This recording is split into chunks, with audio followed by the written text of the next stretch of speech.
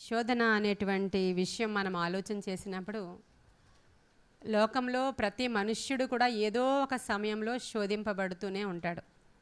శోధన అనేది ప్రతి ఒక్కరి జీవితంలోనికి వస్తూ ఉంటుంది. అయితే దేవుడు మమ్మల్ని ఈ విధంగా శోధిస్తున్నాడు అనే మాట మీరు మాట్లాడకూడదు అని ఇప్పుడే చదివి వినిపించాను మీకు. అయితే శోధన ఏ విధంగా వస్తుంది అని అంటే, శోధనలో రకాలు ఉన్నాయి. నీతి నిమిత్తమై శోధింపబడినటువంటి శోధనలు ఒకటి, మన యొక్క దురాశల ద్వారా, కొంతమంది మనము స్వకీయమైనటువంటి దురాశల ద్వారా మనకి మనమే శోధనలు తెచ్చుకుంటాం. కొన్ని శోధనలు మన పరీక్షల నిమిత్తమై వచ్చినప్పుడు మనకి ఓర్పును, ఆ యొక్క పరీక్షలలో ఆ శ్రమ ఓర్పు నిరీక్షణను మనకి కలుగజేస్తుందని, మీరు ఈ శ్రమలలో పడినప్పుడు మీరు ఏం చేస్తారంటే మహా ఆనందంగా వాటిని ఎంచండి అనే మాటని యాకోబు భక్తుడు ఈ శోధన గురించి చాలా ఎక్కువ సందర్భాలలో రాసినట్లు మనం చూస్తున్నాం.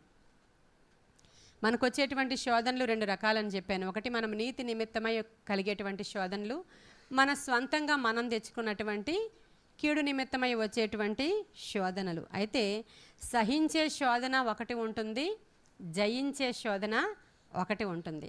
కొన్ని శోధనలు మనము సహించాలి, కొన్ని శోధనలు మనం ఏం చేయాలా, జయించాలి.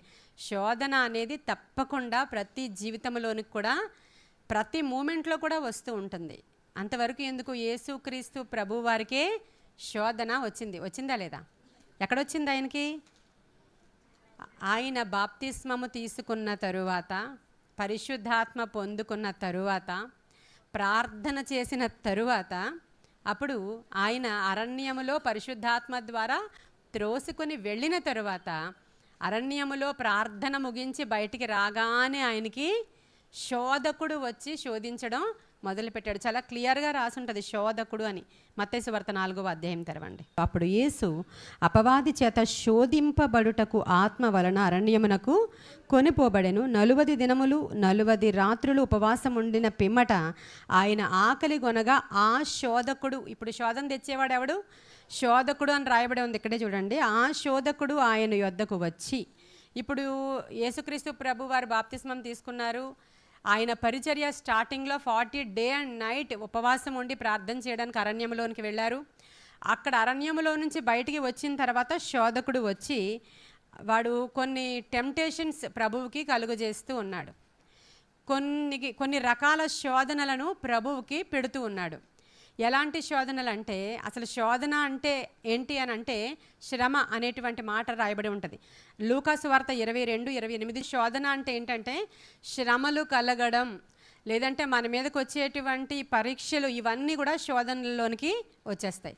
ఇప్పుడు యేసుక్రీస్తు ప్రభు వారికి శోధన తీసుకుని రావడానికి ఈ బాప్తిస్మము తరువాత ఆయన 40 డేస్ ఫాస్టింగ్ తర్వాత బయటికి రాగానే ఈ శోధకుడు అనబడేవాడు వచ్చాడని చాలా క్లియర్గా రాయబడి ఉంది. సాతాను వచ్చి అని రాయబడలేదు. ఏమని రాయబడి ఉంది? ఆ శోధకుడు ఆయన యొద్దకు వచ్చి, నీవు దేవుని కుమారుడవైతే ఈ రాళ్లను రొట్టెలుగా చేసుకొని తిను అనేటువంటి మాట చెప్తున్నాడు. ఇక్కడ శోధన ఏ రకంగా వస్తుంది, ఆ శ్రమలు ఏ రకంగా కలుగుతాయి, అసలు దేని నిమిత్తమై క్రైస్తవులకు కానీ మనుషులకు కానీ శోధనలు వస్తాయని ఆలోచిస్తే మనము జయించాల్సినవి ఏంటంటే శరీరాశ, నేత్రాశ, లోకంలో ఉన్నవన్నీ ఇవే అని ఆ మూడిట్లో కంక్లూజన్ ఇచ్చేశారు బైబిల్. దీనికి మించిన శోధనలు ఏమి కూడా రావు. మనం జయించాల్సింది ఏంటంటే ఫస్ట్ శరీరాశ, నేత్రాశ, జీవపు డంబము. దీనికి మించినవి ఏమీ ఉండవు. ఈ 3 జయిస్తే జయించినట్లే. ఇప్పుడు యేసుక్రీస్తు ప్రభు వారికి ఈ 3 శోధనలే వచ్చాయి. అక్కడ ఫస్ట్ది ఆకలి. శరీరంలో ఒక ఆకలి పుడుతుంది ఆయనకి. ఎందుకని? 40 దివారాత్రులు ఏమి కూడా ఆయన తీసుకోలేదు. శరీరం నీరసం అయిపోయింది, శరీరం చాలా కృంగిపోయి ఉంది. ఆహారం కొరకు ఆయన ఇంకా సిటీలోనికి వెళ్ళడానికి చాలా టైం పడుతుంది. ఆయన అరణ్యంలోనికి వెళ్ళిపోయారు. అరణ్యంలోనికి వెళ్ళిపోయినప్పుడు ఆ అరణ్యంలో దేవదూతలు వచ్చి ఆయన సేద తీరుస్తూ ఉన్నాయి.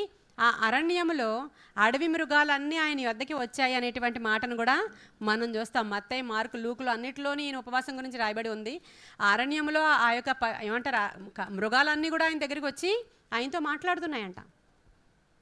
ఇవన్నీ ముగించుకుని బయటకు వచ్చిన తర్వాత శోధకుడు వచ్చి, ఇప్పుడు శరీరంలోనికి చాలా నీరసంగా ఉంది కదా, చాలా ఆకలిగా ఉంది కదా, ఇప్పుడు నువ్వేం చేస్తావంటే ఇంకా సిటీలోనికి వెళ్ళడానికి చాలా టైం ఉంది, చూడు మొహం చూడు ఎలా అయిపోయింది, ఎలా కృషించిపోయావో, అలా ఏం వెళతావు? ఈ రాళ్లను నువ్వు రొట్టెలుగా చేసుకుని తినేయొచ్చు కదా.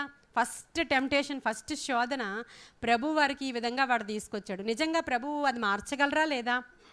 మనకి ఎలా తెలుస్తుంది? 5 రొట్టెలు 2 చేపలు ప్రభువు యొక్క చేతిలో పెడితే దానిని ప్రభు ఇలా కృతజ్ఞతాస్తుతులు చెల్లించేటప్పటికల్లా 20,000 మందికి సరిపడా ఆహారం అయిపోయింది. అది అలాంటి ప్రభువుకి ఈ పవర్స్ ఉన్నాయని వీడికి తెలుసు కాబట్టి వీడు ఏం చెప్తుంటే, ఇలాంటివన్నీ నీకు తెలుసు కదా, నీవు ఈ రాళ్ళని రొట్టెలుగా చేసుకుని తినే అంటే అప్పుడు ప్రభువు దేని ద్వారా జయిస్తున్నారు శోధనని అని మనం ఫస్ట్ చూస్తే మనకొచ్చే శోధనలు ఎలా వస్తాయి, మనం దేని ద్వారా జయించవచ్చో క్లియర్గా తెలిసిపోద్ది.